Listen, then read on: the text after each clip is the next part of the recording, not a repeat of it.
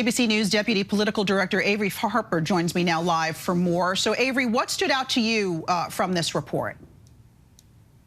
Right. Reading this report, this is the culmination of months and months of waiting. For so many of us who had been watching all of those hearings, we were waiting to see what conclusions the committee would draw. And despite all that anticipation, there really aren't very many surprises here. It doesn't mean that any of these conclusions are not important. It's just a summary of what we've been hearing from the committee for so long. To me, what stood out was the information about the committee calling for Donald Trump to be barred from holding public office. Calling for reform of the Electoral Count Act, making sure that it's clear that the vice president's role is a ceremonial one, not one in which would authorize him or her to reject slates of electoral votes from each of these states, expansion of how the federal government will allow law enforcement agencies to investigate groups like white nationalist groups, anarchist groups that were a part of January 6th. It also called for the counting of electoral count votes to be counted in the same way in terms of beefing up security as a State of the Union address or an inauguration. So those are some of the things that stood out to me. So, of course, Republicans are set to take control of the House after the new year. They have vowed to investigate the investigation. So what can we expect?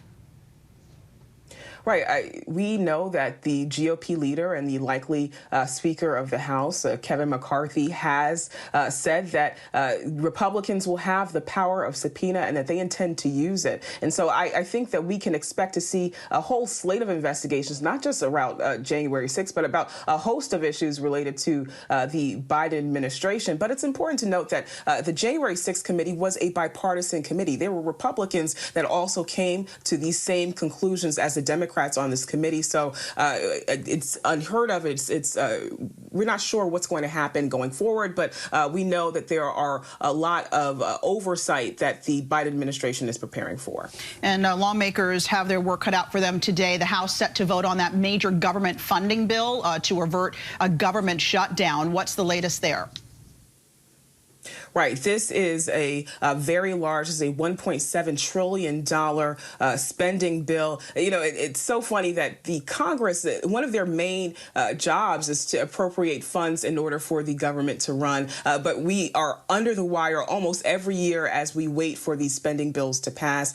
We know that it passed the Senate last night. It is heading to the House for a vote today and in hopes of staving off a government shutdown. So some of the things that are included in this bill are appropriating funds for various parts of the government. Ukraine aid is a part of that, even more money than the administration asked for. A ban of use of TikTok on federal devices is included in this large spending plan, reform of the Electoral Count Act, and $1 billion for Capitol Police. So the passage of this bill is really critical to keeping the government up and running. And so things are looking good, but we are just waiting to see that vote happen this afternoon. Yeah, it seems like lawmakers take it to the mat about every year. Avery Harper, thank you.